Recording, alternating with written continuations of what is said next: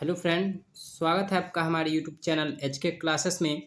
और आज हम लोग पढ़ेंगे क्लास 10th का प्रश्नावली 3.3 का क्वेश्चन नंबर पहला जो दिया हुआ है इसके बारे में। ठीक है, क्वेश्चन नंबर पहला इसमें दिया है, निम्नलिखित समीकरणों के युग्म को विलोपन विधि तथा प्रतिस्थापन विधि से हल कीजिए, कौन सी विधि अधिक उपयुक्त है। ठीक है, यानी कहने का अर्थ है कि क्वेश्चन नंबर 1 का चौथा इसमें जो समीकरण दिया हुआ है, इन समीकरणों को हमको क्या करना है, विलोपन विधि और प्रतिस्थापन विधि से हल करना है। ठीक है, तो चलिए हम लोग हल करते हैं। सबसे पहले हम लोग क्या करते हैं, इसको विलोपन विधि से हल करते हैं। ठीक है, तो यहाँ पे क्या लिखेंगे, हल लिखेंगे। ठीक है, और हल लिखने के बाद से क्या करते हैं, पहले इस समीकरणों को सही से हल कर लेते हैं। तो देखिए, इसमें 2 और 3 का एलसीएम कितना हो जाएगा, 2 3 का एलसीएम 6 हो जाएगा। ठीक है, और 3 का x के साथ गुणा करेंगे 3x प्लस 2 का 2y के साथ गुणा करेंगे, यानी 2 का 2y के साथ गुणा करेंगे तो 2 दूनी कितना हो जाएगा 4y, और बराबर कितना हो जाएगा -1 हो जाएगा। ठीक है, अब इसके बाद क्या करेंगे, ये बटे में हमारा 6 रहेगा। ठीक है, और 3x प्लस 4y जो दिया हुआ है बराबर -1 दिया हुआ है। ठीक है, लिख लेंगे इसको, और लिखने के बाद क्या करेंगे इसमें कि 3x प्लस 4y बराबर -1 गुणे, और 6 इधर जब पक्षांतर होगा यानी इधर जाएगा तो गुणा में हो जाएगा, इधर बटे में और इधर जाएगा तो गुणा में हो जाएगा। तो -1 गुणे कितना हो जाएगा 6 हो जाएगा। तो -1 का यदि हम 6 में गुणा करेंगे तो कितना हो जाएगा -6 हो जाएगा।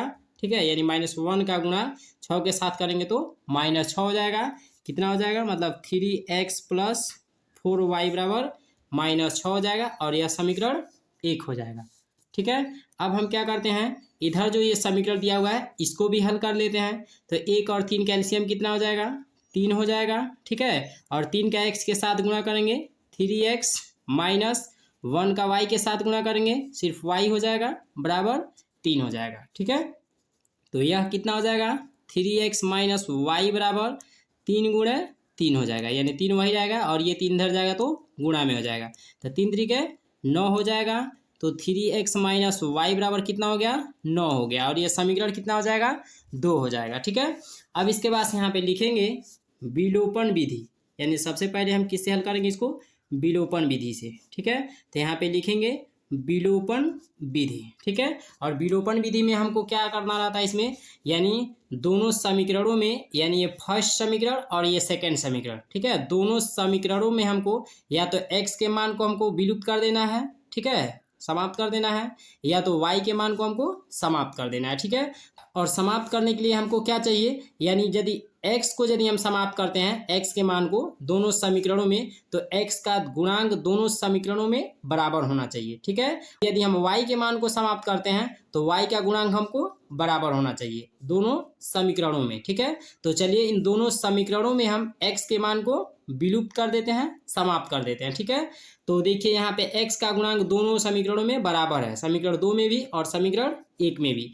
तो हम क्या करते हैं, यहाँ पे लिखेंगे, क्या लिखेंगे यहाँ पे समीकरण, ठीक है, लिखेंगे यहाँ पे समीकरण 1 में से, ठीक है, समीकरण 1 में से समीकरण 2 को क्या करने पर, घटाने पर। क्या लिखेंगे इसमें, समीकरण 1 में से समीकरण 2 को घटाने पर। और समीकरण क्या दिया है एक हमारा, यानी 3x प्लस 4y बराबर -6 समीकरण 1 दिया हुआ है। ठीक है, और समीकरण दूसरा क्या दिया है, यानी 3x माइनस वाई बराबर 9 दिया है, यह समीकरण नंबर हमारा 2 दिया हुआ है। ठीक है, यदि इसको हम घटा देते हैं तो चलिए घटा के देखते हैं, घटाएंगे तो चिन्ह चेंज हो जाएगा, यहाँ प्लस है तो माइनस हो जाएगा, और यहाँ माइनस है तो प्लस हो जाएगा, और यहाँ क्या है प्लस है तो यहाँ भी माइनस हो जाएगा। तो ये प्लस ये माइनस कट जाएगा, और यहाँ पे क्या बचेगा 4y और प्लस 1y, मतलब 5y बराबर और -6 और -9 कितना हो जाएगा -15 हो जाएगा। ठीक है, इसलिए y बराबर क्या हो जाएगा, यानी -15/5 हो जाएगा। तो 5 तिहाई कितना हो जाएगा 15 हो जाएगा। तो y का मान कितना हो जाएगा, यानी y बराबर -3 हो जाएगा। ठीक है, अब हमको क्या करना है, यहाँ पे लिखेंगे y का मान, ठीक है, लिखेंगे यहाँ पे y का मान समीकरण किस में रखने पर, 1 में रखने पर, y का मान समीकरण 1 में रखने पर। और समीकरण 1 हमको क्या दिया हुआ है, यानी 3x + 4y बराबर -6 दिया हुआ है। ठीक है, तो हमको क्या करना है कि समीकरण 1 में y के मान को रख देना है, यानी y बराबर -3 हमको रख देना है। तो चलिए इसको रखते हैं, ये हो जाएगा 3x + 4 गुणे और y के जगह पे कितना रख देंगे, -3 रख देंगे, बराबर -6 हो जाएगा। ठीक है, तो यह कितना हो गया 3x प्लस और 4 कितना हो जाएगा -12 बराबर -6 हो जाएगा। ठीक है, अब इसके बाद से ये क्या हो जाएगा, यानी 3x और प्लस -12 बराबर -6 हो जाएगा। ठीक है, तो 3x बराबर हमको कितना प्राप्त हो जाएगा, -6 और ये 12 इधर पक्षांतर होगा तो प्लस में हो जाएगा। ठीक है, तो क्या हो जाएगा, यानी इसको लिख सकते हैं 12 - 6 लिख सकते हैं। ठीक है, 3x बराबर, तो 3x बराबर क्या हो जाएगा, यहाँ पे 12 में से 6 हो जाएगा तो 6 हो जाएगा। तो 3x बराबर कितना हो गया, यानी 6 हो गया। तो x बराबर कितना हो जाएगा, 6/3 हो जाएगा। और 3 से 6 कितना बार में कटेगा, 2 बार में कटेगा। तो x बराबर हमको कितना प्राप्त हो गया, 2 प्राप्त हो गया। और y बराबर कितना प्राप्त हो गया, -3 प्राप्त हो गया। किस विधि से, विलोपन विधि से। ठीक है, अब हम क्या करते हैं कि इन समीकरणों को प्रतिस्थापन विधि से हल करते हैं नेक्स्ट पेज पे। ठीक है, अब हम क्या करेंगे, लिखेंगे यहाँ पे प्रतिस्थापन विधि। ठीक है, और जो समीकरण दिया हुआ है उसको लिख लेंगे। क्या क्या समीकरण दिया है, पहला इसमें समीकरण दिया है 3x + 4y बराबर -6, समीकरण फर्स्ट दिया हुआ है। ठीक है, और समीकरण सेकेंड क्या दिया हुआ है, 3x - y बराबर 9, ये समीकरण सेकेंड दिया हुआ है। ठीक है, तो इन्हीं समीकरणों को हमको क्या करना है, प्रतिस्थापन विधि से हल करना है। ठीक है, तो यहाँ पे लिखेंगे समीकरण, ठीक है, समीकरण 2 से। ठीक है, तो समीकरण 2 हमारा ये दिया हुआ है, तो यहाँ पे 3x - y बराबर 9 हो जाएगा। तो 3x बराबर कितना हो जाएगा, 9 और प्लस y हो जाएगा।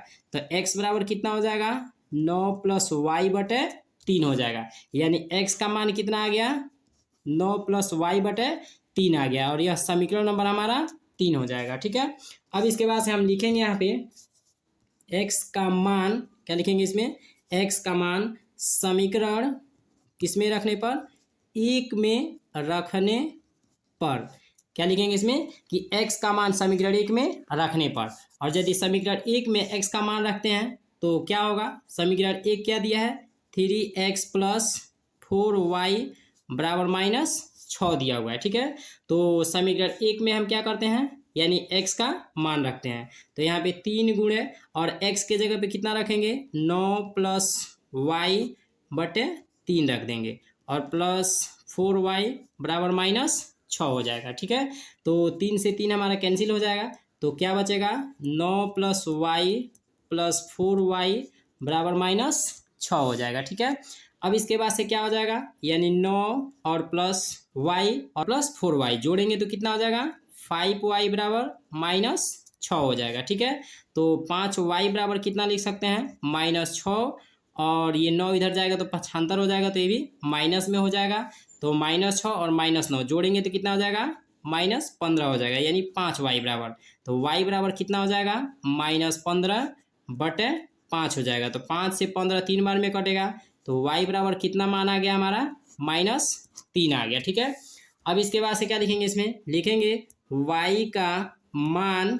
ठीक है, y का मान समीकरण किस में रखने पर, 3 में रखने, ठीक है, पर। और समीकरण 3 हमको क्या दिया हुआ है, यानी x बराबर 9 + y/3 हमने समीकरण 3 प्राप्त किया है। ठीक है, अब क्या लिखेंगे, y का मान समीकरण 3 में रखने पर। और समीकरण 3 हमको क्या दिया है, यानी x बराबर 9 + y/3 दिया हुआ है। ठीक है, तो हम क्या करेंगे, समीकरण 3 में y का मान रखेंगे तो हमको x का मान निकल जाएगा। ठीक है, तो ये हो जाएगा 9 प्लस और y की जगह पे कितना रख देंगे, -3 और बटे में 3 रख देंगे। ठीक है, तो x बराबर कितना हो गया, 9 और प्लस माइनस -3 बटे में फिर 3 रख देंगे। ठीक है, तो 9 में से 3 जाएगा तो क्या हो जाएगा, 6/3 यानी x बराबर। ठीक है, तो x बराबर कितना हो गया, 6/3 हो गया। ठीक है, तो 3 से 6 कितना बार में कटेगा, 2 बार में कटेगा। तो x बराबर कितना मान आ गया, 2 आ गया। ठीक है, यानी प्रतिस्थापन विधि से भी x बराबर हमने मान 2 प्राप्त कर लिया और y बराबर कितना मान प्राप्त कर लिया, मतलब -3 प्राप्त कर लिया। ठीक है, तो प्रतिस्थापन विधि से भी हमने x का मान 2 प्राप्त कर लिया और y का मान -3 प्राप्त कर लिया। ठीक है, और विलोपन विधि से भी हमने x का मान 2 प्राप्त किया है और y का मान -3 प्राप्त किया है। मतलब दोनों विधि से हमने, प्रतिस्थापन विधि से और विलोपन विधि से, दोनों विधि से हमने x और y का मान, तो दोनों विधि से हमने x और y का मान बराबर निकाल लिया और यही हमारा आंसर हो जाएगा। ठीक है।